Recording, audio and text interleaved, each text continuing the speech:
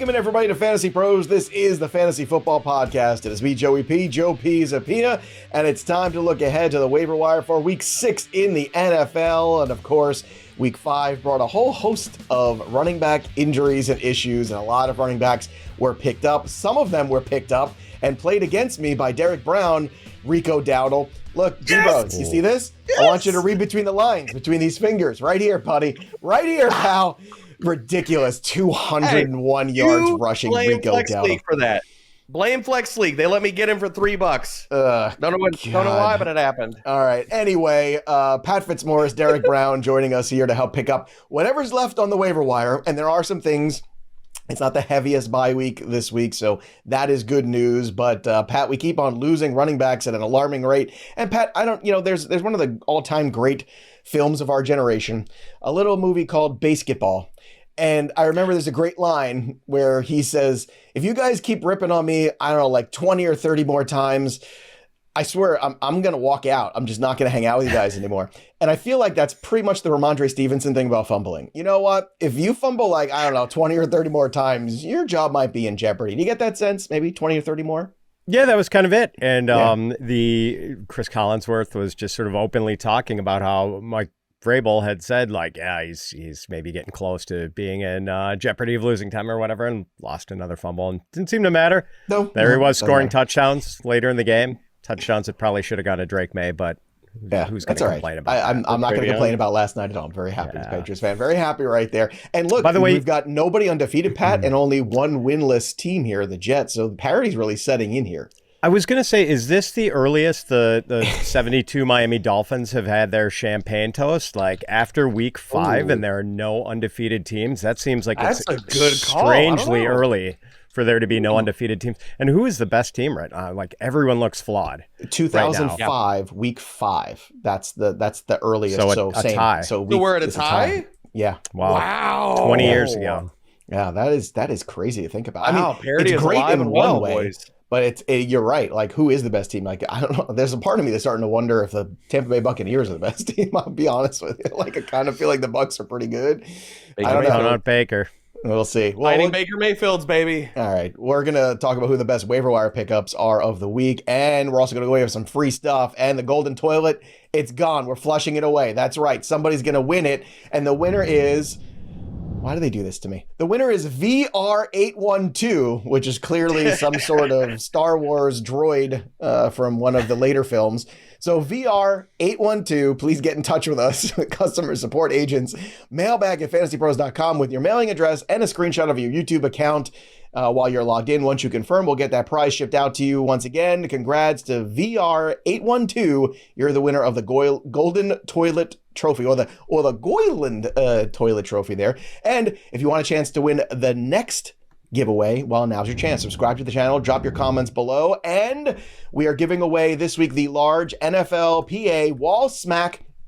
That's right, the epic fantasy football hardware spot, Trophy Smack, is giving away the Wall Smack this week. The oversized, officially licensed NFL PA Wall Smacks are bold. They're statement pieces that perfect your man cave, your lady cave, or any of your fan caves out there. It's your office, living room, kids' room, doesn't matter. You can put it anywhere. Put it in the kitchen. I'm sure that'll make everybody happy. So if you want to enter again, subscribe to the channel, drop your comments below, like this video, and ring the bell till it goes ding so you never miss a piece of content on the channel. And you could win the Trophy Smack Wall Smack giveaway.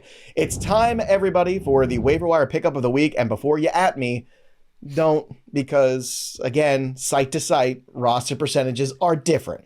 So I know Michael Carter was added in a lot of leagues. I know in Sleeper, he is 59% rostered already. But once again, in Yahoo, he is just 39% rostered. And Michael Carter had a pretty darn good day. Michael Carter was the guy you wanted at the goal line. He had the touchdown there. He had 5 receptions on 5 targets too. He got the job done.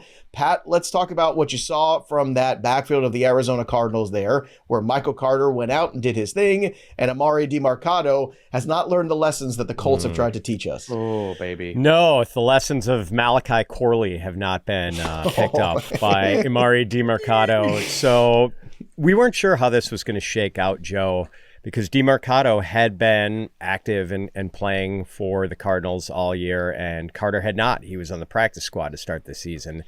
But there were some indications that maybe Carter would just slide directly into Trey Benson's starting role, his early down role, and they would keep DeMercado sort of as the passing down back and then pitch in on early downs. And that's pretty much right what happened. Like, Carter sort of gave the game away in an interview in the lead up to that game where he sort of let it drop that he was going to be the starter. Wound up playing 57.4% of the offensive snaps. As you mentioned, Joe, a team high 18 carries. Not that efficient or explosive, 51 yards and a touchdown, a long run of 7 yards.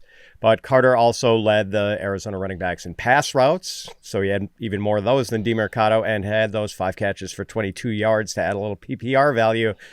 And like you said, DeMercado just did himself no favors by lollygagging at the end of what should have been a 72-yard touchdown run, and then dropping the ball even before a defender could catch up to him and punch it out for him. Just voluntarily gave it up and blew a chance to salt away a game that the Cardinals basically would have had in hand. So you wonder if that's going to affect DeMercado's playing time. I know I just saw a little video clip of Jonathan Gannon blistering DeMercado on the sidelines after that. So right now, Carter does look like a pretty appealing addition. And, you know, they've got a playable matchup against the Colts in week 6. So I think if you've got a vacancy at running back and Carter's available in your league, you should definitely go hard after him. DBro, The Lessons of Malachi Corley. Is it A, new Disney Channel show, or B, a new Netflix show about an Amish guy who takes his revenge when someone steals his barn? It feels like a partnership opportunity. Are they going to have the saga of A.D. Mitchell? Like, are those two going to crossover? Crossover opportunity? Adonai Mitchell is definitely a character. Video. Adonai Mitchell is definitely a character in the Amish one. Just saying. Yeah. You know. All right. So let's get your take on Michael Carter, what you saw yesterday. DBro, what do you think about that backfield here and his performance? I mean, the performance wasn't amazing, but he was basically Arizona's Rachaad White, and that'll play all day, man. He played, like Patty was talking about, he was the clear lead back. He's the RB8 right now in PPR scoring for the week. So 23 touches, almost all the goal line work, and he's getting pass game utility, plus the Colts can't stop the run. Yeah, he's going to be a top 24 running back this week. So plug and play flex, RB2 moving forward. DeMercado pulling his best. A.D. Mitchell didn't help his case. I mean, didn't help DeMercado's case either. And so do we see Carter play 70% of the snaps, 75% of the snaps moving forward? If that's the case, if DeMercado's in the doghouse, yeah, Carter needs to be picked up and played.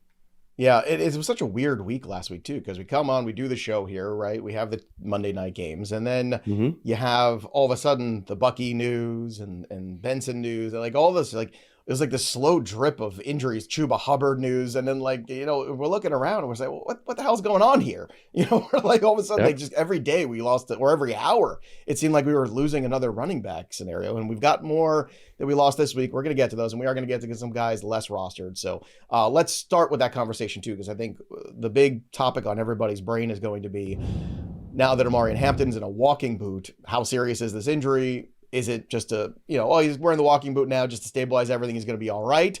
But typically the walking boot is not a good sign. So that means you got 2 free squares in that backfield. You got Hassan Haskins left in the Chargers backfield and Kamani Vidal. Now, Haskins has a history with Harbaugh at Michigan. So to me, that would be the guy, quote unquote, that I would lean towards of these two. Both these guys are, 99% available, right? They are free squares everywhere, rightfully so.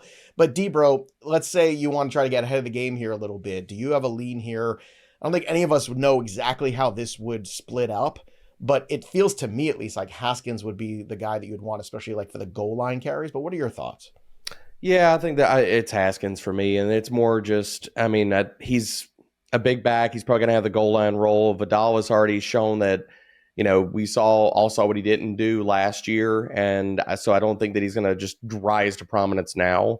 But I'd put in waivers for both these guys, like just kind of spraying the board, $2 to $3 bids for both of them, whoever you get, and if we're wrong with this situation, because again, we all saw what happened with Arizona, like.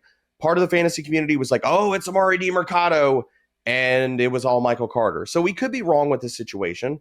So I think you put in, like, not min bids, but close to it for both these guys. Whoever you get, you get. But if I got to pick a favorite out of it, it's Haskins. And It's gross, guys, but if Amari and Hampton misses the next 2 weeks, the schedule is fantastic. I mean, like, at least that was my point just too. Yeah, touchdown the opportunities Dolphins and the Colts to get next 2 weeks. I mean, those are great matchups. And it feels like, typically speaking, right? I mean, when they use the words like the official words where he could miss some time, all right, that's at least a week here, Pat. So if we're looking for streaming running backs, obviously, right now when we're looking at the bye weeks, you got Houston and Minnesota, so no Jordan Mason, you lose Chubb, you lose Woody Mark. So those are the RBs you're kind of, out of luck with. But do you have any, like here of these Charger guys considering the upcoming schedule, and how aggressive do you want to be on them with your fab? I mean, DBro saying, look, a couple bucks, let's not go crazy, but that might not be an option for some people the way the running back rooms have gone after week 5. Right, and these two players are widely available on waivers. I think Vidal is maybe 1% rostered, and Haskins is 0% rostered in Yahoo, or maybe it's vice versa. I can't remember. The only problem is I think this is going to be a split. And we saw both of these guys play 14 snaps yesterday behind Omari and Hampton. And I do tend to agree that Haskins is first in line. He was the guy who broke camp with the team and made the opening day roster. Does have that history with Harbaugh, ran for 1,300 plus yards and 20 touchdowns in his final college season at Michigan. But then again, I can't remember what Haskins' exact 40 time was at the combine is, but I want to say it was like in the 4.65 to 4.70 range, like that sundial. Sundial, Patty. Exactly. Sundial. And so he's not really going to be able to conduct much business outside on the edges. So if you want to attack that part of the field, like I think Kamani Vidal is your guy. Vidal also has the better passing history, pass catching history. And look, Kamani Vidal is Troy University's all-time leading runner.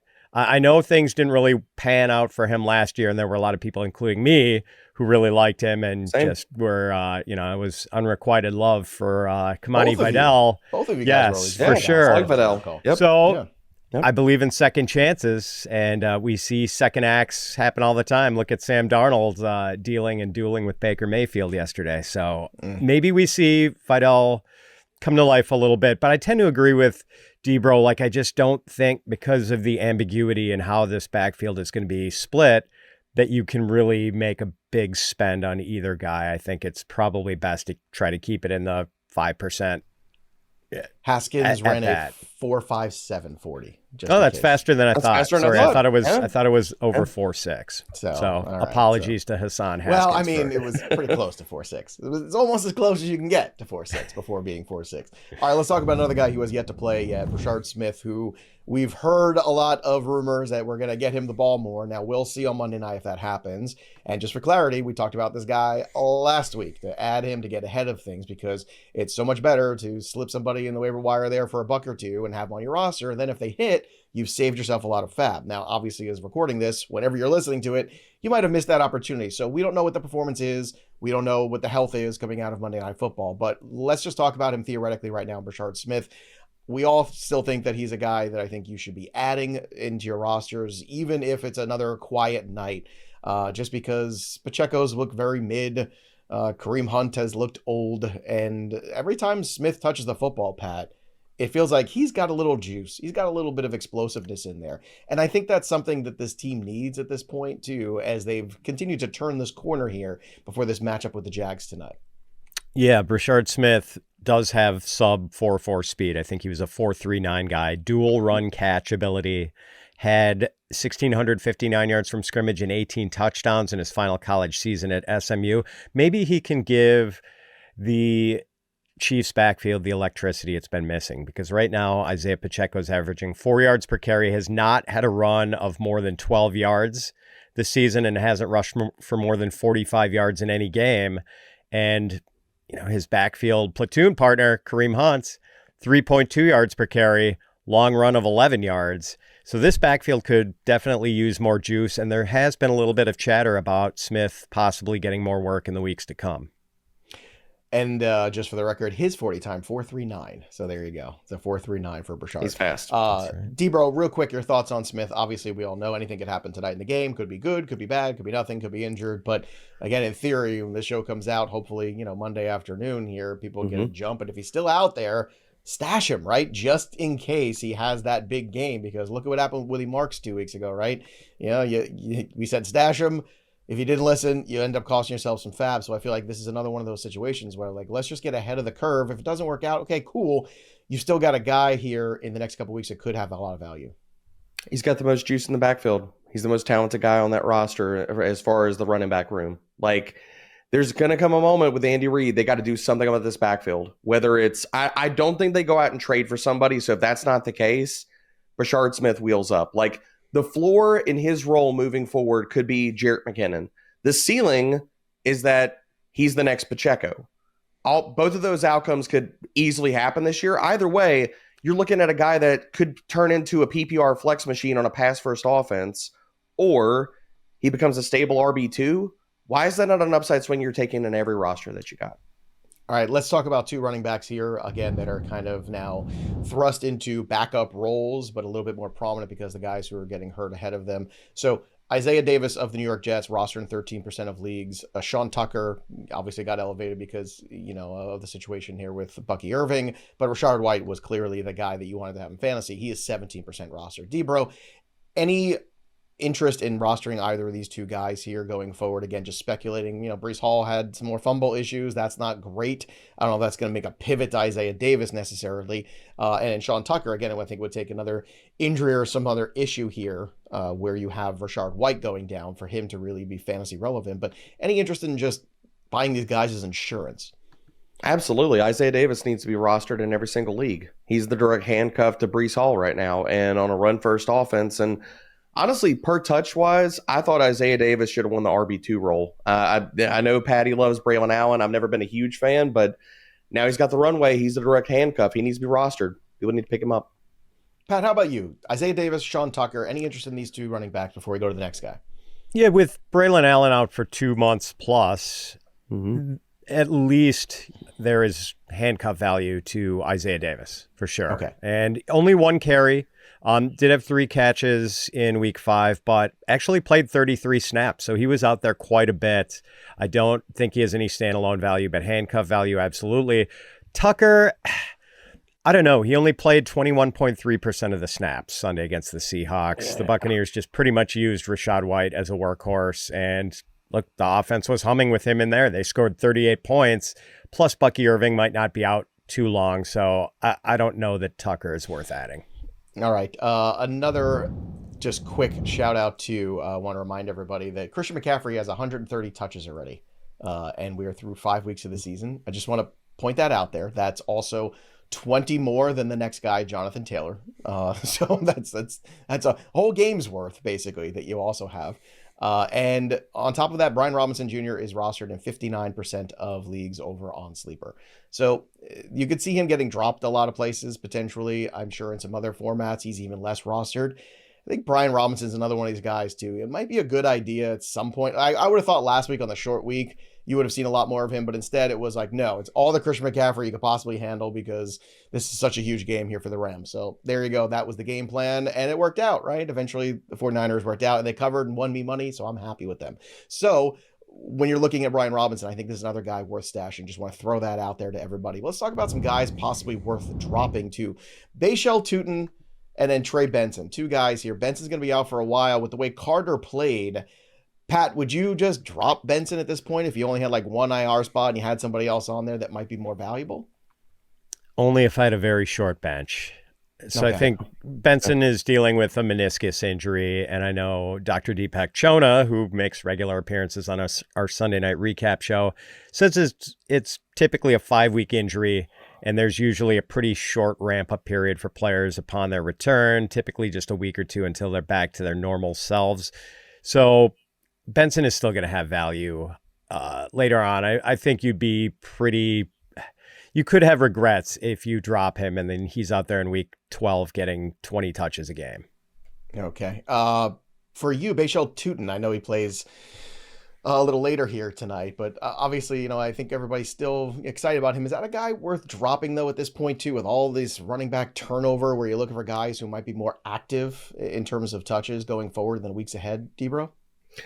I mean, he's got handcuff value. So it just depends on your parsing through handcuffs and which one you want to prioritize. I mean, the talent, to me, it's like, do you want Bashal Tuten? Do you want Isaiah Davis? On the talent, I'd rather Tuten.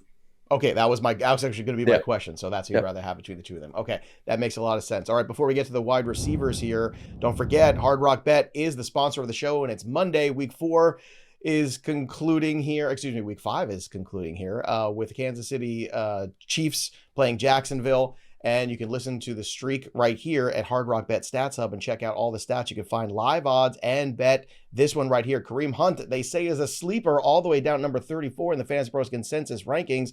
And if you want to bet on him to score a touchdown, Hunt has done so in 6 straight October games.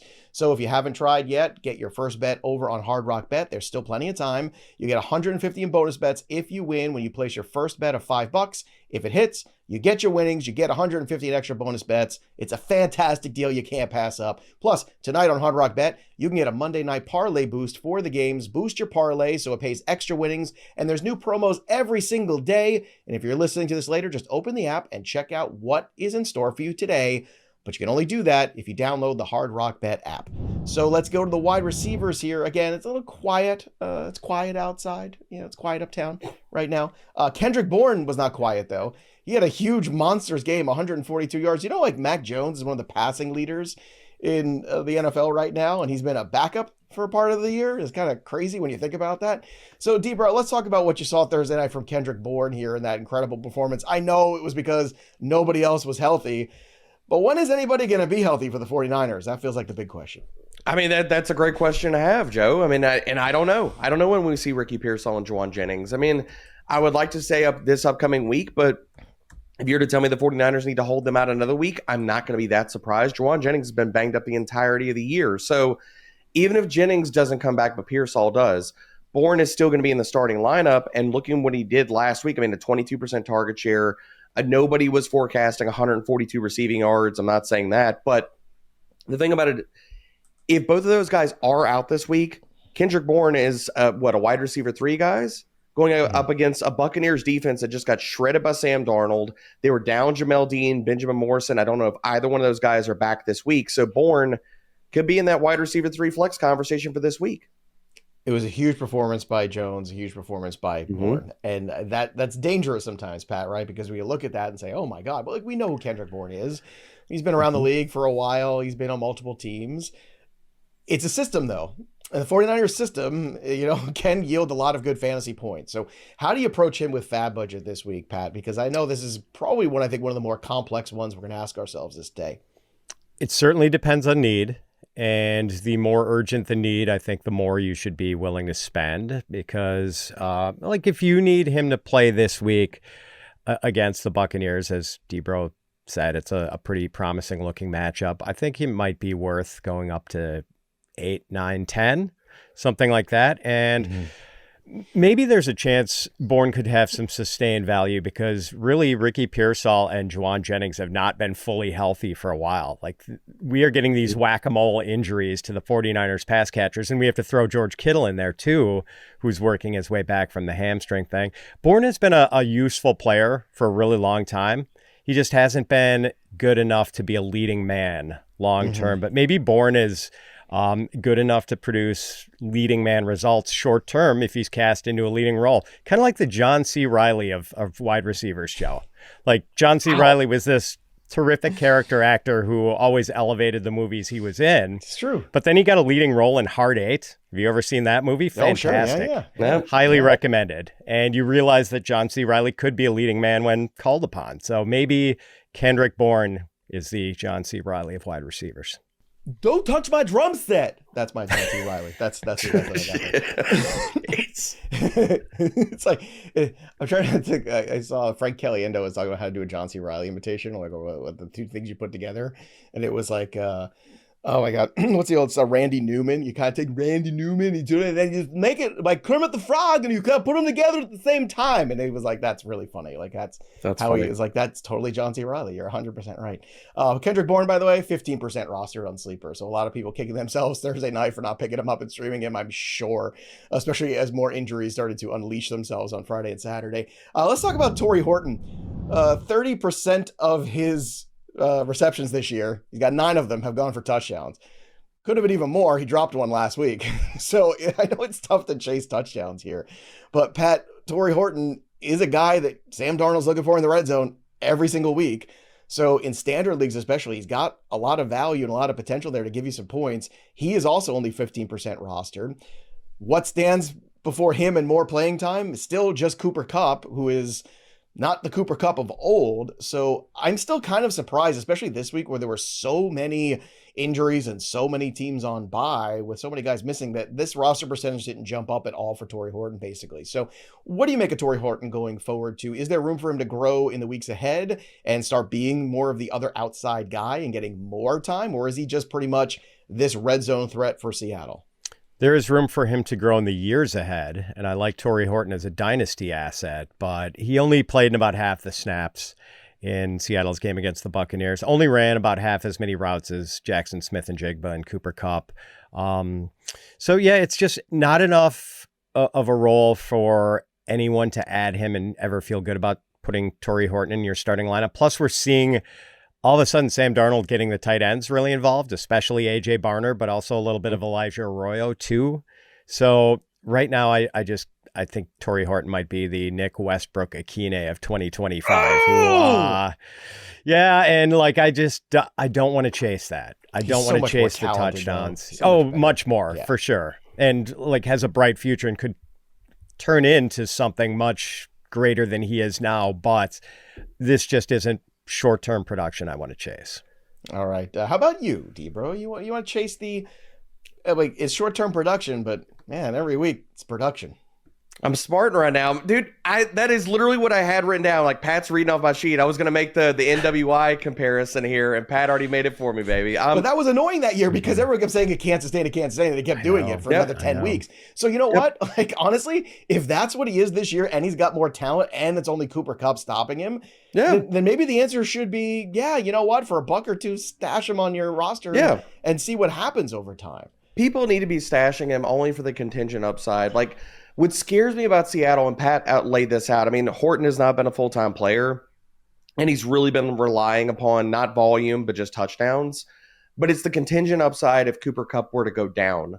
And that's what I think is most appealing about Horton. The other thing about Seattle, like, if they do not want to throw the ball at all unless they are forced to. But Sam Darnold's per dropback metrics are fantastic this year. So if anything happened, they get defensive injuries or Cooper Kupp goes down, Horton could be a guy we're talking about as a weekly flex play. So, yeah, he's worth a pickup. All right, let's talk about the next guy here on our list, Isaiah Bond. He got a lot of targets, didn't catch a lot of them, but it was Dillon Gabriel's first start. But look, Dillon Gabriel, was competitive in that football game. Some good moments, some not so good moments. That's what you expect from rookie QB play. Tough spot, too, against the Vikings defense. But Isaiah Bond, 26% rostered. And I feel like this is an evolution, Derek, of the Cleveland Browns. I think they're kind of remaking themselves in front of our eyes very quietly. Fannin looks like he could be a player. Judkins is absolutely a player. He's explosive. Isaiah Bond is explosive. I feel like all of a sudden now, Dillon Gabriel being more mobile in the pocket gives them the ability to extend plays potentially and make some more dynamic athletic moments happen than Joe Flacco could. So with all that being said, what are your thoughts on Isaiah Bond still being out there in 75% of leagues? Is that somebody you want on your roster as a wide receiver for rest of season? And who knows, maybe Jerry Jeudy's a guy that can get dealt at some point too and really open up some more space here for Isaiah Bond. I'm not interested in Bond as far as like full season upside, just because I don't know how much I'll really want to be buying into the Cleveland Browns passing attack and their offense in general outside of Quinshon Judkins.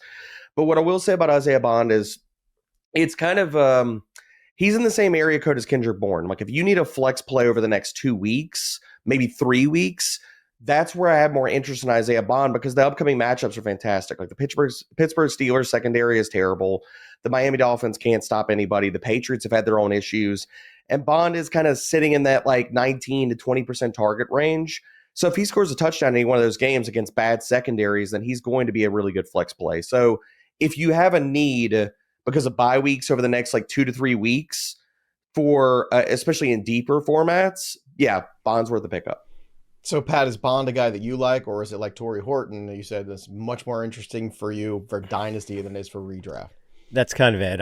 It's hard to get excited about any of the Browns pass catchers when they have a third round rookie at quarterback. And Dillon Gabriel was decent against the Vikings on Sunday. I thought he acquitted himself pretty well.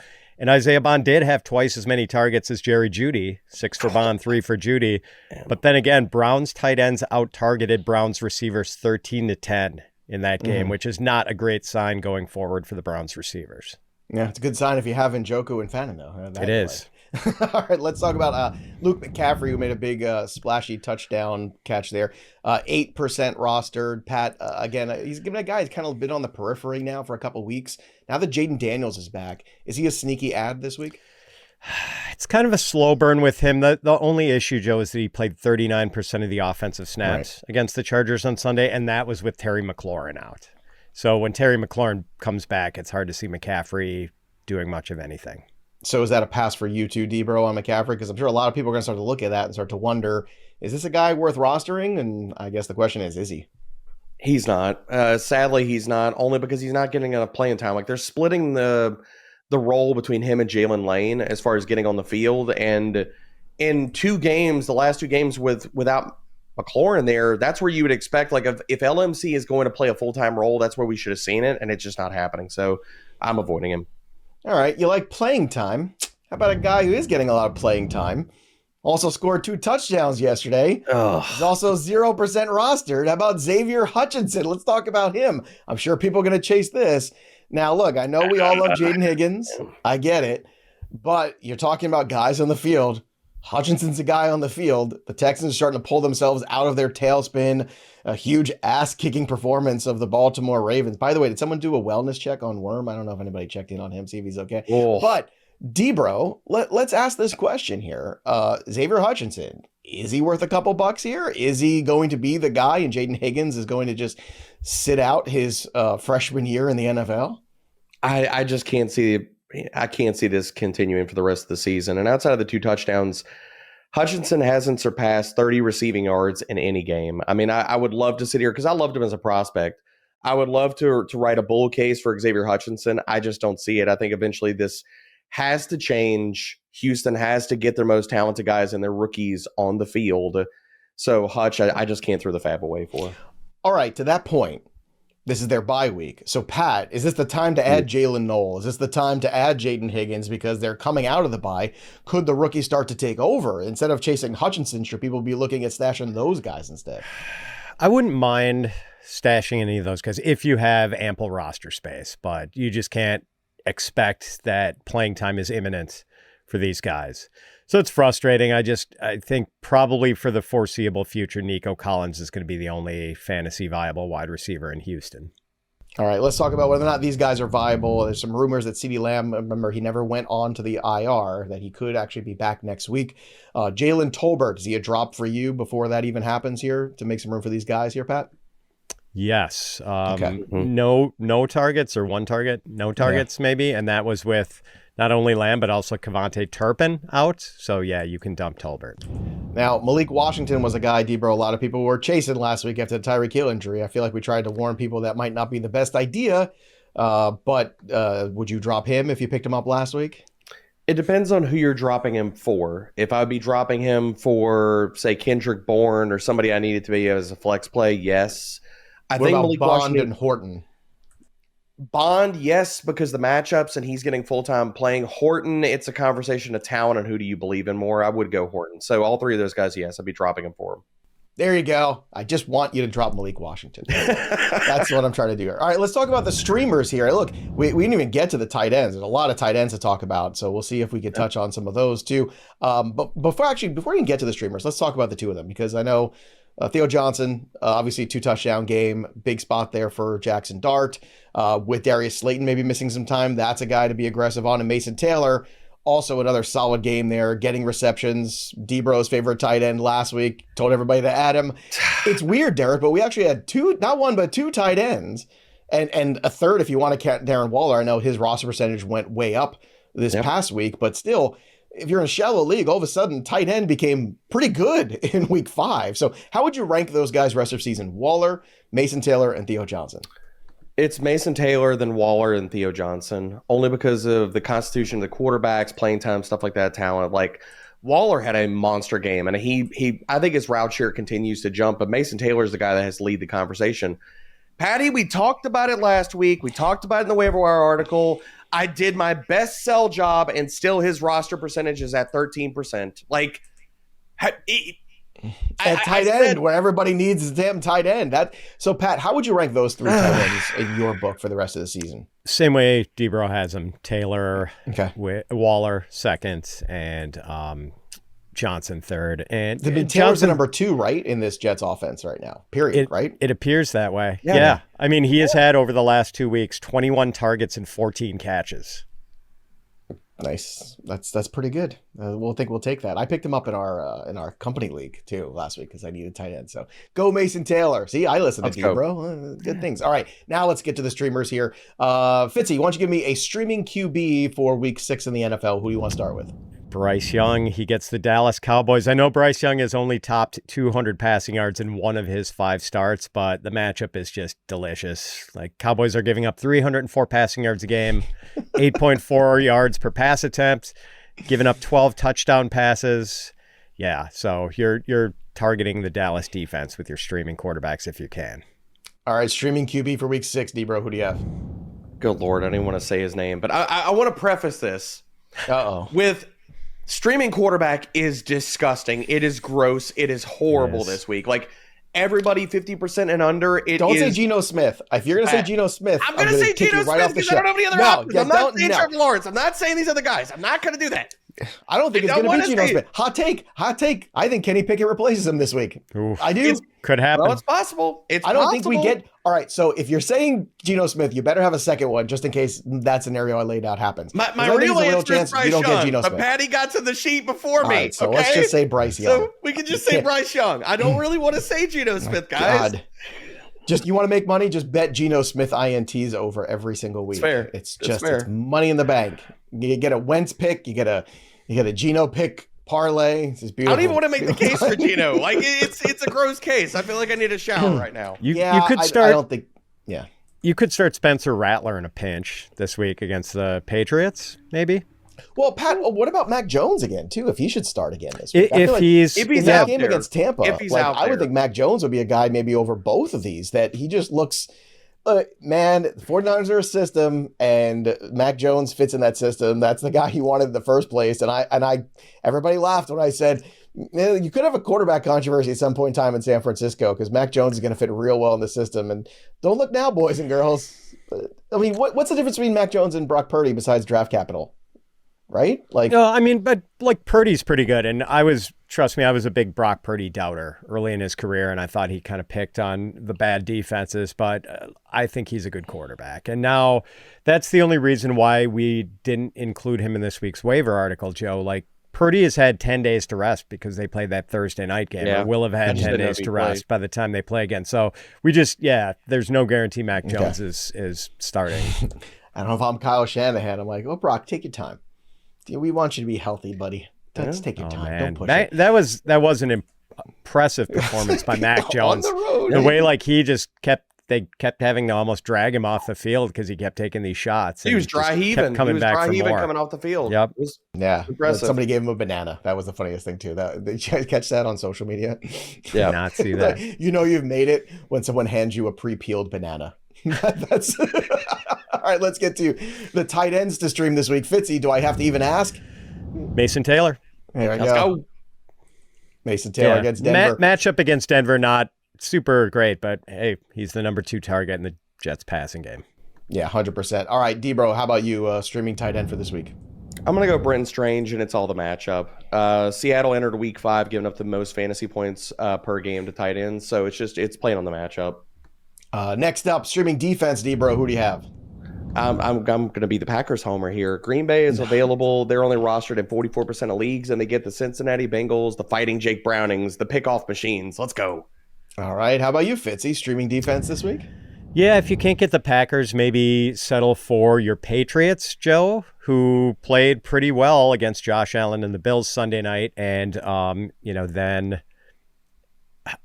going against Spencer Rattler. Like, Rattler's done a good job of avoiding turnovers and big plays. Mm-hmm. Kept interceptions kind of to a minimum, but it's still the Saints. Sorry, D-Bro. It is. You're not wrong, Patty. That defense is much different when Christian Gonzalez is back and healthy, and you saw it last night.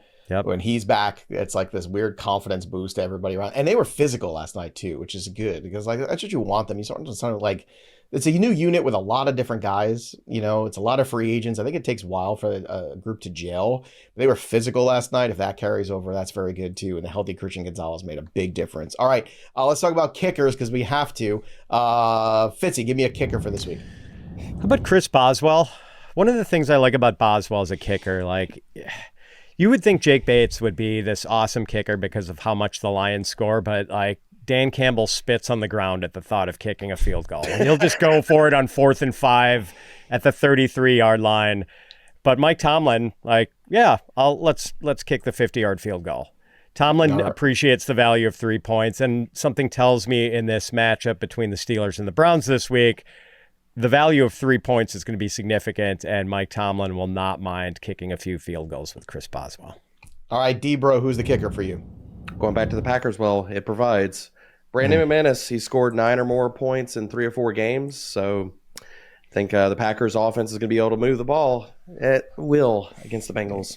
All right. Remember, everybody, Waiver Central is the tool at fantasypros.com that can help you make all the right decisions. So go to fantasypros.com/myplaybook or just download the Fantasy Pros app. Sync your leagues for free. Did I mention it's free, everybody? And you can look at the suggestion for every single league, for every single claim that you want to make here, potentially to add to any roster. Again, Waiver Central is there to help you make the right decisions, who to drop, who to add. Let Waiver Central help you, and let the boys help you too with the top 5 waiver claims of the week. Fitzy, why don't you start us off with your top 5 for week 6?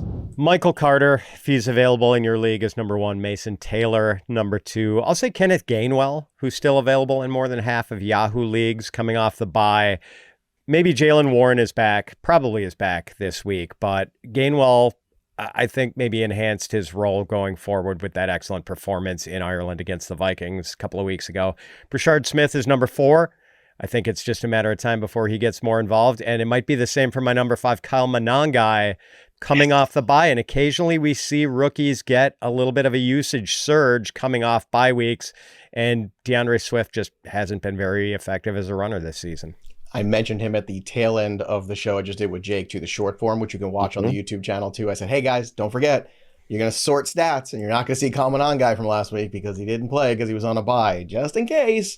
The touchdown really masked a very ugly performance from DeAndre Swift in that game. So you could see a little bit of a change in that backfield potentially. I was against potential, but again, add him on the quiet. All right, DBro, give us your top 5 for week 6.